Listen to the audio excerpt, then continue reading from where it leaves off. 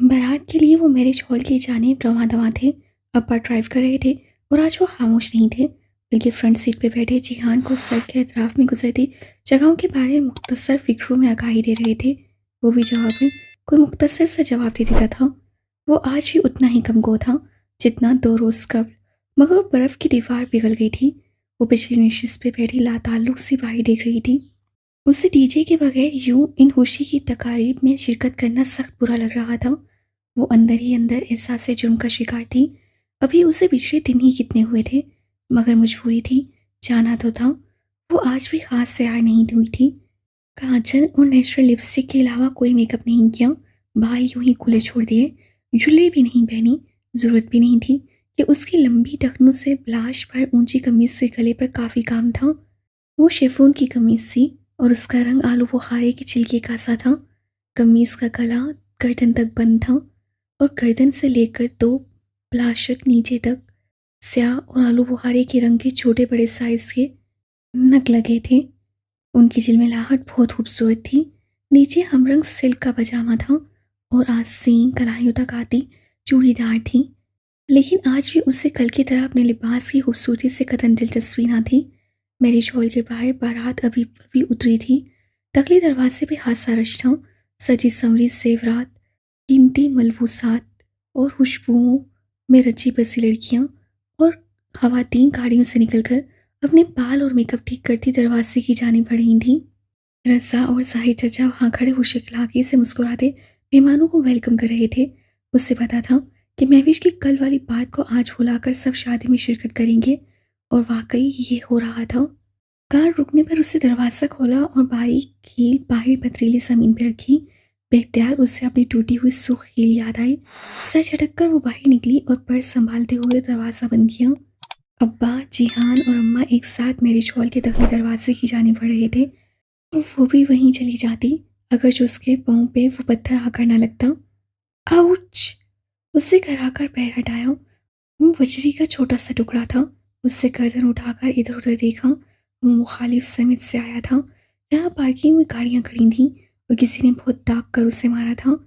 इन गुस्से 3-4 माह में उसे इतना अंदाजा तो हो गया था कि उसके साथ इत्फाकात नहीं होते थे। उससे मुतलाशी निगाहों से उस समय देखा और फिर ठहर सी गई। पार्किंग के पीछे से एक खेवला सा निकला और उसकी जानिब बढ़ने लगा। चल लम्हे तो अपनी जगह से हिल नहीं सकी। रात की तारीकी में पार्किंग एरिया को ऊंचे पोल्स की सर्द बत्तियों ने मध्यम सी रोशनी बख्श रखी थी। उस रोशनी में वो साफ दिखाई दे रहा था, या दे रही थी। भड़कता हुआ नीला भड़कता हुआ नीला सरदार दुपट्टा हमरंग जोड़े के ऊपर पहने, वो दुपट्टे का पल्लू चेहरे पे जरा सा डाले उसे दांतों से यूं पकड़े हुए था कि दूर से उस पर किसी औरत का गुमान होता था। चेहरे को सफ़ेद पेंट किए, गहरे आई मेकअप, सुर्ख चोंच से लिपस्टिक और सुनहरे बालों की विग लगाए वो उसकी तरफ चलता आ रहा था। वो उससे एक नज़र में ही पहचान गई थी। पिंकी! उसे हरासा निगाहों से गर्दन मोड़कर दूर हॉल की तरफ देखा। अब्बा की उसकी जानी पुश्ती। वो वापस मुड़ी तब तक वो करीब आ चुका था। कैसी हो बाजी जी? वो मुस्कुराया था। तुम तुम यहाँ क्या कर रहे हो? उसे सरासीमगी से उसे देखते अपने पर्स पर गिरफ्त मजबूत कर ली। गोया जरा भी वो आगे बढ़ा तो वो भाग उठेगी। आपसे मिलने आई थी जी, पिंकी कहते हैं। मुझे याद है जी, वो मुस्कुरा कर बोला। अच्छी तरह याद है, और भूली तो तुम्हारी माँ और बहन को भी नहीं हूँ। अब हटो मेरे रास्ते से। गुस्सा क्यों कर रही हो जी? मैं तो आपको कुछ बताने आई थी। माय फुट, मसला क्या है आपको मेजर अहमद? वो पैर पटक कर बोली। इतने बावकार ओहदे पर फाइज होके कैसी हरकतें कर रहे हैं आप? लो जी, मैं तो डॉली का पैगाम देने आई थी, मगर। कैसा पैगाम? वो उसी रुखाई से बोली। डॉली की हालत उम्मीद बख्श नहीं है, पता नहीं कितने दिन जी पाए। क्या हुआ है? वो जरा चौंकी। खुद चल कर देख लीजिए। आइए, मैं आपको ले जाती हूँ। नहीं नहीं, मुझे कहीं नहीं जाना। वो पटक कर 2 कदम पीछे हटी। एक दफ़ा तो उससे मिल ले, उससे कुछ बताना है आपको। मुझे कुछ नहीं जानना। तुम लोगों की सारी मालूमात मुझे ARP की माँ से मिल गई थी। तलखीस से कहते हुए उससे फिर से पलट कर देखा। बारात के मेहमान अंदर की जानिब बढ़ रहे थे। कोई भी उसकी तरफ मुतवज्जा नहीं था। हो सकता है कुछ हो जो उसकी माँ को भी ना पता हो। क्या? वो चौंकी, फिर बाहु और पिंकी को देखा। उसके ऊंचे कदम के सिवा कोई चीज़ उस रोज़ जिना सुपर शॉप में मिलने वाले उस स्मार्ट ग्लासेस वाले नौजवान का पता नहीं देती थी। पिंकी का तो चेहरा भी जला हुआ नहीं लगता था, मगर नहीं, उसका चेहरा तो सलेट की तरह चपटा था, ऐसी झिल्ली जिसे सब नकूश छुपा दिए हों। खुदाया, कैसे ये लोग अपने चेहरे बदल लेते थे, मगर आंखें, वो चौंकी ये आंखें वही थीं, वही ग्लासेस के पीछे से झलकती आंखें।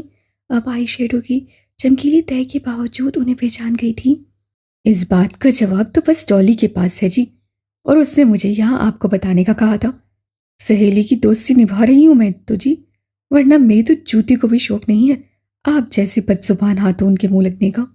चिढ़कर कहते हुए उससे दुपट्टे के अंदर छुपे हाथ बाहर निकाले। उसमें एक छोटा सा लकड़ी का डब्बा था। ये डॉली ने भेजा है, इसे उसी तरीके से खोलिएगा जो उस पे लिखा है, मगर जब तक आप इसे खोल पाएंगी वो शायद इस दुनिया में ना रहे। दया ने उसके बड़े हुए हाथों में पकड़े उस डब्बे को देखा। उसके गलाए पे वही कांटे का सुर्ख भूरा सा निशान था। ये क्या है? उससे चंपे से सर उठाकर पिंकी को देखा। वो कहाँ खड़ी है, उसे लम्हे भर को भूल गया था। ये एक पहेली से खुलेगा, मगर ये पहेली सिर्फ आप ही बूझ सकती हैं, और आप बूझ ही लेंगी। ये बहुत आसान है, लेकिन इसके अंदर मौजूद चीज़ निकालने के लिए इसे तोड़ने की कोशिश मत कीजिएगा। इसे तोड़ दिया तो वो चीज़ आपके काम की नहीं रहेगी। पिंकी ने मुस्कुराकर कहते हुए डब्बा उसके मजीद सामने किया। उसे ना चाहते हुए भी उसे थाम लिया। अच्छा बाजी जी, रब रखा। वही खवाजा सरों वाला लहजा बनाकर बोलता, सलाम झाड़कर दुपट्टा मुंह पे डाले पलट गया। उससे जल्दी से डब्बा पर्स में रखा और पेशानी पे नमादार हुए पसीने के कतरे टिश्यू से थपथपाए। खुद को कंपोज कर दी। हॉल की जानी बढ़ गई। बारात का फंक्शन वैसा ही था जैसे किसी भी शानदार शादी का होना चाहिए। बकाए नूर बना हॉल, बेहतरीन सजावट, दुल्हन का कीमती डिज़ाइनर सूट और ज्वेलरी, महविश की ननिहाली कजन्स के ग्रुप डांसेस और पुरतकल्लुफ़ ताम की इश्तिहा अंगेज़ खुशबू जो अभी खुला नहीं था। आज भी मर्द और ख़वातीन इकट्ठे थे, मगर यूं कि आधे हॉल में मर्द और बाकी आधे की मेज़ों पे ख़वातीन परजुमान थीं, ताकि एक हद तक अलहदगी रहे। उनकी फैमिली की किसी भी लड़की ने रक़्स में हिस्सा नहीं लिया, मगर महविश की कज़न्स हर तरफ छाई रहीं। वो आज भी एक अलग थलग कोने वाली मेज़ पे बैठी रही। उसका दिल स्टेज पे जाकर मूड बनवाने को कतई नहीं जा रहा था। इस शरीफों के मुजरे ने उसे ऐसा एहसास अदम तहफ़्फ़ुज़ बख्शा था कि वो किसी भी दूसरे के कैमरे या मोबाइल में तस्वीर खिंचवाने से एहतियात बरत रही थी।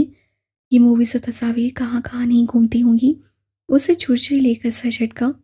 इतने बड़े हॉल में कोई भी उसकी जाने मतवजा ना था। वो वैसे भी इस मेज़ पर अकेली बैठी थी। उससे चंद लम्हे के लिए सोचा, फिर मेज़ पे रखे पर्स से वो डब्बा निकाला और फानूस की चकाचौंध रोशनी में उलट पुलट कर देखने लगी। वो एक हाथ जितना लंबा और 5 इंच मोटा मुस्ततील डब्बा था। डब्बा ना बहुत भारी था, ना बहुत हल्का। वो पूरी लकड़ी का बना था और उसके ढक्कन के अलहदा होने की जगह पे 6 खाने बने थे, जिसके अंदर ए लिखा नजर आ रहा था। उससे एक ए पर उंगली रखकर नीचे को रगड़ा तो ए नीचे चला गया और बी सामने आ गया। वो उसे नीचे करती गई। इन 6 खानों में पूरी अंग्रेजी के हुर्फ़ तहज्जी लिखे थे। जैसे अमूमन ब्रीफ केसेस पे ऐसे स्ट्रैप्स लगी होती हैं जो 3 ज़ीरो पे खुल जाती हैं, वैसे ही इस बॉक्स को खोलने के लिए भी कोई 6 खुरफी लफ्ज़ सामने लाना था। पिंकी ने कहा था कि इसे खोलने का तरीका उस डब्बे पे लिखा हुआ है। उससे डब्बे को उलट पुलट कर देखा और लहजा भर को ठटकी। उसे ढक्कन की ऊपरी सतह पे कुछ खुदा हुआ नजर आया। वो चेहरा डब्बे पे झुकाए आंखें सुकेड़ कर पढ़ने लगी। वो बहुत बारीक अंग्रेजी में लिखा एक फिकरा था। Into the same river no man can enter twice. एक ही दरिया में कोई शख्स 2 दफ़ा नहीं उतर सकता। Into the same river no man can enter twice. उससे उलझन भरे अंदाज से वो फिक्रा दोहराया। क्या ये वो पहेली थी जिसका जिक्र पिंकी ने किया था? मगर ये पहेली तो नहीं लगती थी। इसमें तो कोई सवाल ना था, बस एक सादा सा फिक्रा था। अस्सलाम वालेकुम हया। आवाज़ पर उसे करंट खाकर गर्दन उठाई और साथ ही गोद में रखे डब्बे पे दुपट्टा डाला। सामने शैला खड़ी थी, स्याया बाया के ऊपर सब स्कार्फ का निकाब उंगलियों से थामे, अपनी अस्सी नर्म अंदाज में मुस्कुराते हुए। वालेकुम सलाम शैला भाभी, कैसी हैं आप? आए बैठे। वो जरा संभल कर उठी और जल्दी से डब्बा पर्स में डालकर उनसे गले मिली। मैं ठीक हूँ, तुम सुनाओ। मुझे इल्म नहीं था कि तुम आई हुई हो। وہ رسان سے کہتی ہوئی ساتھ والی کرسی پہ بیٹھی۔ پھر ابھی فاطمہ پھپھو نے تمہاری فرینڈ کا بتایا؟ Really sorry for her. D G کے ذکر پہ اس کے سینے میں کھوک سی اٹھی، وہ پھر سے افسردہ ہو گئی۔ پتہ نہیں شہلا بھابھی، اللہ کی کیا مرضی تھی، میری ایک ہی دوست تھی ترکی میں، اور وہ میری تمام دوستوں سے بڑھ کر ہو گئی تھی۔ بہت دعا کی میں نے اس کے لیے، مگر کوئی دعا قبول نہیں ہوئی۔ نہ چاہتے ہوئے بھی شکوہ لبوں پہ آ گیا۔ اللہ تمہیں صبر دے گا، ہم سب ہیں نا تمہارے ساتھ۔ شہلا نے اس کا ہاتھ نرمی سے دبایا۔ سبینہ آنٹی کا بیٹا بھی آیا ہے؟ جی وہ ادھر ہے۔ اسے نگاہوں کا زاویہ موڑا تو شہلا نے تعقب میں دیکھا۔ اسٹیج کے قریب وہ سلیمان صاحب کے ساتھ کھڑا تھا، سیاہ ڈنر سوٹ میں ملبوس۔ اس کی مقناطیسی شخصیت بہت شاندار لگ رہی تھی۔ سلیمان صاحب اس کے شانے پر ہاتھ رکھ کے کسی سے اس کا تعارف کروا رہے تھے، اور وہ دھیمے انداز سے مسکرا رہا تھا۔ آج وہ اس کے ساتھ اتنے مطمئن اور مصور لگ رہے تھے، گویا روحیل واپس آ گیا ہو۔ بہت اچھا ہے ماشاءاللہ۔ تھینکس۔ وہ لمحے بھر کو جھجکی۔ شہلا بھابھی، ایک بات کہوں، آپ کی ساس سے آپ کتنی خوبصورت پری بنائی تھی، اور آج بھی آپ نے ان میں سے ہی کوئی سوٹ پہنا ہوگا۔ اس طرف توڑتے ہی ہیں۔ آپ کب آیا؟ میرا مطلب ہے آپ کے کپڑے تو نظر ہی نہیں آ رہے۔ وہ رک رک کر ہچکچاتے ہوئے بولی تھی۔ داور بھائی کی مہندی بھی اس سے بہت کھنکدار لہجے میں شہلا کو نقاب اتارنے کے لیے کہا تھا، مگر آج اس کی آواز سے وہ کھنک مکفوت تھی۔ جواباً شہلا بہت تھکن سے مسکرائی تھی۔ کیا فرق پڑتا ہے حیا؟ اتنے مردوں کو اپنے کپڑے دکھا کر مجھے کیا مل جائے گا؟ تو نقاب ہی اتار دے۔ اس کا لہجہ بہت کمزور تھا۔ اس سے نقاب ڈھیلا نہیں کیا۔ حیا نے پھر نہیں کہا۔ اس سے کہا ہی نہیں گیا۔ وہ تو خود دل سے نہیں چاہتی تھی کہ شہلا نقاب اتار دے، وہ تو بس اس کا جواب سننا چاہتی تھی۔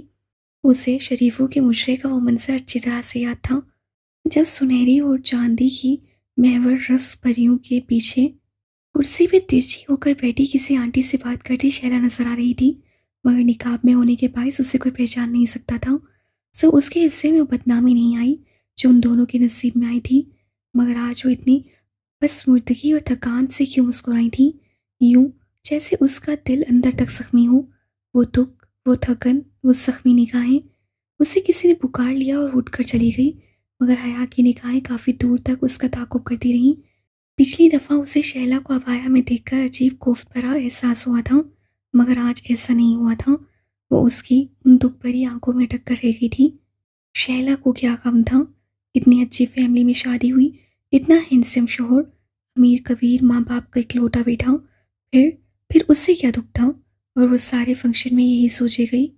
آدھی رات گئے اپنے کمرے میں بیٹھے وہ پھر سے اس ڈبے کو الٹ پلٹ کر دیکھنے لگی۔ جیہان، ڈالی، پنکی، احمد پاشا، مگر انگریزی میں سارے نام 5 حرفی تھے، چھٹا حرف نہیں تھا۔ وہ بار بار اس سطر کو پڑھی گئی، مگر کوئی حل نظر نہیں آیا تھا۔ مگر وہ کون سا شخص تھا جس کے پاس ایسے ہر محنت دل مسئلے کا حل ہوتا تھا؟ وہ ڈبہ لیے بھاگ کر باہر آئی۔ جیہان کچن میں کھڑا کاؤنٹر پہ گلاس رکھے پانی کی بوتل اس میں ڈیل رہا تھا۔ وہ اس کے سامنے آئی، وہ گلاس اس کے ساتھ رکھا۔ یہ مجھے کسی نے دیا ہے اور مجھے اس کا پاسورڈ نہیں معلوم، اسے کھول دو۔ وہ آواز سے چونکا، پھر بوتل رکھ کر ڈبہ اٹھایا۔ یہ کیا ہے؟ ذرا چمپے سے اسے پلٹ کر دیکھنے لگا۔ جو بھی ہے تم اسے کسی طرح کھول دو۔ کھل جائے گا، نو پرابلم۔ وہ ڈھکن اور ڈبے کی بند دراز سے انگلی پھیر کر کچھ محسوس کر رہا تھا۔ تم مجھے ایک بڑا چھرا اور ایک ہتھوڑا لا دو۔ اوہو، توڑنا نہیں ہے اسے، بلکہ تم رہنے ہی دو۔ اسے ہفکی سے ڈبہ اس کے ہاتھ سے واپس لے لیا۔ کیا ہوا؟ میں کھول تو رہا تھا، 1 منٹ مجھے دیکھنے تو دو۔ میں خود کر لوں گی، تم رہنے دو، تم میرے لیے کچھ نہیں کرتے۔ پتہ نہیں وہ کس بات پہ اس سے آفا تھی جو جھنجھلا کر بولی۔ پھر سوچ لو، میں تو بھی ماموں کے پاس جا رہا تھا، انہیں تمہیں دوبارہ استنبول بھیجنے کے لیے راضی کرنے، مگر ٹھیک ہے، میں تمہارے لیے کچھ نہیں کرتا۔ وہ شانے اچھا کر پانی پینے لگا۔ سچ؟ اس سے بے یقینی سے پلکیں جھپکائیں۔ تم انہیں منا سکتے ہو؟ میں ایک اچھا شیف اور اچھا مکینک ہونے کے ساتھ ساتھ ایک اچھا وکیل بھی ہوں، ٹرائی می۔ وہ گلاس رکھ کر ذرا سا مسکرایا۔ ابا ایک دفعہ اڑ جائیں تو کبھی فیصلہ نہیں بدلتے، تم انہیں کیسے مناؤ گے؟ ویسے تو تمہارا دوبارہ استنبول جانا میرے مفاد میں قطع نہیں ہے، کیونکہ اب تم ہر ٹورسٹ اٹریکشن دیکھنے جانے کے لیے مجھے ہی خوار کرواؤ گی، مگر مجھے لگا تم جانا چاہتی ہو، سو میں ماموں سے بات کرنے ہی جا رہا تھا۔ اور وہ مان جائیں گے. بروقت کونیا کو کینیا نہ بناتا تو شاید وہ کبھی نہ مانتے.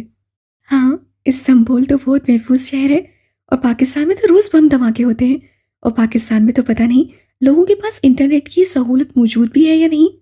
وہ ذرا چل کر بولی. وہ بنا کچھ کہے مسکراتا ہوا آگے بڑھ گیا. اگلا 1 گھنٹہ وہ کچن میں کرسی پہ بیٹھی جیہان کا انتظار کرتی رہی. بلاخر جب وہ ابا کے کمرے سے نکلا تو وہ تیزی سے اٹھی. کیا ہوا؟ پیکنگ کر لو، ہم کل صبح کی فلائٹ سے واپس جا رہے ہیں. وہ دھیما مسکرا کر بولا. مگر اس شرط پہ کہ فی الحال تم ہمارے ساتھ رہو گی. بعد میں جب تمہاری اسپرنگ بریک ختم ہو جائے تو بے شک چلی جانا. سچ؟ وہ بے یقینی اور خوشگوار حیرت میں گھری اسے دیکھ رہی تھی. ایک دم آنند بھرا احساس اس کے پورے وجود کو اپنے لپیٹ میں لینے لگا تھا. البتہ ایک بات وہ جانتی تھی، اس سمبول ڈی جے کے بغیر کبھی بھی ویسا نہیں ہوگا جیسا پہلے تھا. تمہارا دماغ درست ہے؟ ہاشم نے بے یقینی سے اپنی بیوی کو دیکھا جو بستر کے دوسرے کنارے پہ بیٹھی اسے ہی دیکھ رہی تھی. ان دونوں کے درمیان حارث آنکھیں موندے سو رہا تھا. اس کا دایاں ہاتھ ہاشم کے ہاتھ میں تھا. ایسا کیا غلط کہہ دیا میں نے؟ وہ جی بھر کر کوفت کا شکار ہوئی. تم پاگل ہو گئی ہو، تمہارے حواس جواب دے گئے ہیں. حیرت کی جگہ جھنجھلاہٹ نے لے لی تھی. حواس تو تمہارے جواب دے گئے ہیں، میں تمہیں ایک سیدھا سادہ سا حل بتا رہی ہوں اس سارے مسئلے کا. تم روز کے 24 گھنٹے بھی کام کرو تو اس رقم کے آدھے لیراز بھی اکٹھے نہیں کر سکو گے جو ہمیں حارث کی سرجری کے لیے چاہیے. اور ایسے مت دیکھو مجھے. آخر میں وہ خفا ہو کر بولی. عبد الرحمن مجھے جان سے مار دے گا، وہ اس کی لڑکی ہے. اور عبد الرحمن کو بتائے گا کون؟ وہ تو مہینہ بھر پہلے ہی انڈیا چلا گیا تھا، تم نے خود ہی تو مجھے بتایا تھا. وہ چمک کر بولی. نیم روشن کمرے میں سبز بلب کی مدھم روشنی اس کے چہرے کو عجیب سا تاثر دے رہی تھی. وہ انڈیا گیا ہے، مر نہیں گیا، جو اسے کبھی پتہ نہیں چلے گا. وہ مجھے جان سے مار دے گا سلمہ. تو پھر تم اپنی جان سنبھال کر بیٹھے رہو اور حارث کو مرنے کے لیے چھوڑ دو. اس سے کہتی اٹھ کر چادریں طے کرنے لگی. سلمہ، میں ایسا نہیں کر سکتا. اب کہ وہ قدرے تذبذب سے بولا. تو تم کیا کر سکتے ہو؟ اور کیا کیا تم نے حارث کے لیے؟ میرا بیٹا مجھے بہت پیارا ہے. اسے سوتے ہوئے حارث پہ ایک نظر ڈالی. مگر وہ بھی تو کسی کی بیٹی ہے. میں بھی تو کسی کی بیٹی تھی. مجھے اس ڈربے میں لا کر پل پل مارنے سے پہلے تم نے سوچا؟ وہ چادر کا کولا بنا کر ایک طرف پھینکتی جارحانہ انداز میں اس کی طرف آئی. تم مرد ہو کر ڈرتے کیوں ہو؟ تم عبد الرحمن کو نہیں جانتی. میں بس اتنا جانتی ہوں کہ اگر میرا بیٹا مر رہا ہے تو اس کا ذمہ دار عبد الرحمن پاشا ہے. اگر وہ تمہیں تمہاری مطلوبہ رقم دے دیتا تو ہم کبھی یہ کرنے کا نہ سوچتے. کوئی کمی تو نہیں ہے اس کو پیسوں کی، پھر بھی اس سے ہاتھ روک رکھا ہوا ہے. اب یا تو تم اس کا خیال کر لو یا اپنے بیٹے کا، فیصلہ تمہارا ہے. سلمہ کے نگوش مدھم روشنی میں بکھڑے بکھڑے دکھائی دے رہے تھے. اس وقت یوں تیز تیز بولتی. وہ میکبیتھ کی چوتھی جادوگرنی لگ رہی تھی. ہاشم متسبسب سا اسے دیکھے کیا. وہ جو کہہ رہی تھی وہ اتنا مشکل تو نہ تھا، مگر وہ جیہان کے ساتھ سیدھی اسے گھر آئی تھی. پھر کھانا کھا کر اس سے اجازت چاہی. اس کا سارا سامان سبحان جی کے ڈروم میں رکھا تھا اور جس افراتفری میں وہ گئی تھی سوائے چند چیزوں کے کچھ بھی نہیں اٹھایا تھا. پھپھو نے اصرار کیا کہ وہ چھٹیاں ختم ہونے تک ان کے پاس رک جائے، مگر وہ کل آنے کا وعدہ کر کے اٹھ کھڑی ہوئی. میں تو پھر کہوں گی کہ رک جاؤ. پھپھو ذرا خفا تھیں. پھپھو میں کل آؤں گی نا، پرومس. اب میں چلتی ہوں. ٹھیک ہے، مگر کل ضرور آنا. جہاں ٹیشو سے ہاتھ صاف کرتے ڈائننگ ٹیبل سے اٹھا. اس کی آنکھیں اور ناک گلابی پڑ چکے تھے. سرد و گرم علاقوں کے مابین سفر کا موسمی اثر تھا. استنبول پہنچتے پہنچتے اس کا فلو بخار میں بدل گیا تھا. آؤ میں تمہیں چھوڑ دیتا ہوں. صرف ٹاکسم تک چھوڑنا، آگے میں کورسل پکڑ لوں گی. میں سبحانچی تک چھوڑ دوں گا، نو پرابلم. وہ چابی پکڑے جیکٹ پہنتے ہوئے بولا. نہیں، اس بخار میں تم سے 45 منٹ کی ڈرائیونگ کروائی تو 45 دن تک تم جتاتے رہو گے. ویسے بھی مجھ پہ تمہارے احسان بہت جمع ہو گئے ہیں، اتنے سارے کیسے اتاروں گی؟ وہ اس کے سامنے سینے پہ بازو لپیٹے کھڑی مسکراتے ہوئے کہہ رہی تھی. اتارنے کے لیے کس نے کہا ہے؟ وہ ذرا سا مسکرا کر دروازے کی جانب بڑھ گیا. وہ اس کی پشت کو دیکھی گئی. وقت گزرنے کے ساتھ ساتھ جیہان کا رویہ اس کے ساتھ نرم پڑتا جا رہا تھا. پاکستان میں پہلے 2 دن تو وہ لا تعلق رہا، شاید اس لیے کہ بات کرنے کا موقع ہی نہیں ملا تھا، مگر پھر بھی اس سے خود ہی کچھ محسوس کیا تھا. تبھی وہ خود آگے بڑھا اور ان کے درمیان کھڑی سرد دیوار ڈھا دی. لیکن کیا وہ اس کے لیے وہ محسوس کرتا تھا جو وہ اس کے لیے کرتی تھی؟ کیا اسے ان کا وہ پھولا بسا رشتہ یاد تھا جس کے متعلق اس گھر میں کوئی بات نہیں کرتا تھا۔ ابھی کچھ دن وہ اس کے گھر رہے گی تو ان سارے سوالوں کے جواب جاننے کی کوشش ضرور کرے گی۔ اس سے تہیہ کر لیا تھا۔ ٹاکسم اسکوائر کا مجسمہ آزادی اسی طرح تھا جیسے وہ چھوڑ کر گئی تھی۔ مجسمے کے گرد گول چکر میں اگی گھاس پہ سرخ سفید اور زرد ٹیولپس کھلے تھے۔ ہر جگہ سالانہ ٹیولپس فیسٹیول کے پوسٹر بھی لگے تھے جو ہر سال کی طرح اس موسم بہار میں بھی استنبول میں منعقد ہونا تھا۔ ٹیولپ کا پھول استنبول کا سمبل تھا، مگر اس کے دل فریب مہک میں ڈوبا ٹاکسم اسکوائر حیا کو ہنسا آلودہ لگا تھا۔ وہ بہار اب وہاں نہیں تھی، جیسے ڈی جے نہیں تھی۔ تم جا رہی ہو، حالانکہ میں چاہتا تھا کہ تم کچھ دن ہمارے گھر رہو۔ گاڑی روکتے ہوئے جیہان نے چہرہ اس کی طرف موڑے سنجیدگی سے کہا تھا۔ میں کل آ جاؤں گی، مگر کل تک میں سبحان جی، اپنا ڈرون بلاک، جھیل اور ہر جگہ جہاں میں اور ڈی جے اکٹھے گئے تھے ایک دفعہ پھر دیکھنا چاہتی ہوں۔ اکیلے، بالکل اکیلے۔ میں ان بیتے لمحوں میں پھر سے جینا چاہتی ہوں۔ مت کرو، تمہیں تکلیف ہوگی۔ بہت تکلیف سہ لی، اب اس سے زیادہ تکلیف مجھے نہیں مل سکتی۔ اس سے بھیگی آنکھ کا کونا انگلی کی نوک سے صاف کرتے ہوئے کہا تھا۔ اوکے۔ اسے سمجھ کر سر ہلا دیا۔ اس کے چہرے پر ابھی تک نکاہت تھی، وہ واقعی بیمار لگ رہا تھا۔ جیہان چلا گیا اور وہ مجسمہ آزادی کے گرد اگی گھاس کے قریب جا کر کھڑی ہوئی۔ وہ گھاس کا کولکتہ عارضی دراصل یوں تھا جیسے کوئی چپٹا رکھا گول سا سبز پھول ہو جس کی سبز پتیاں بنی ہوں، اور ہر دو پتیوں کے درمیان ایک سیدھی روشنی جو مجسمے تک لے جاتی تھی۔ یوں چار گزرگاہیں مجسمے تک لے کر جاتی تھیں۔ ٹاکسم کے ہر پھول، ہر پتھر اور ہر بادل پہ جیسے یاد رقم تھی۔ وہ اس کا اور ڈی جے کا زیرو اسپاٹ تھا، مین اسپاٹ۔ تقریباً ہر دوسرے روز وہ ادھر آتی تھیں۔ کورسل انہیں یہیں جو اتارا کرتی تھی، یہاں سے آگے وہ عموماً میٹرو ٹرین پکڑ لیا کرتی تھیں۔ اس اسکوائر کا چپا چپا انہیں یاد تھا، اور ڈی جے کے بغیر سب کچھ ادھورا تھا۔ اور اس طرف استقلال اسٹریٹ تھی، وہاں سے کی گئی ان کی ڈھیروں شاپنگ جو رائگاں چلی گئی۔ استقلال اسٹریٹ آج بھی وہی تھی، بہت طویل، نہ ختم ہونے والی، مگر زندگی ختم ہو گئی تھی۔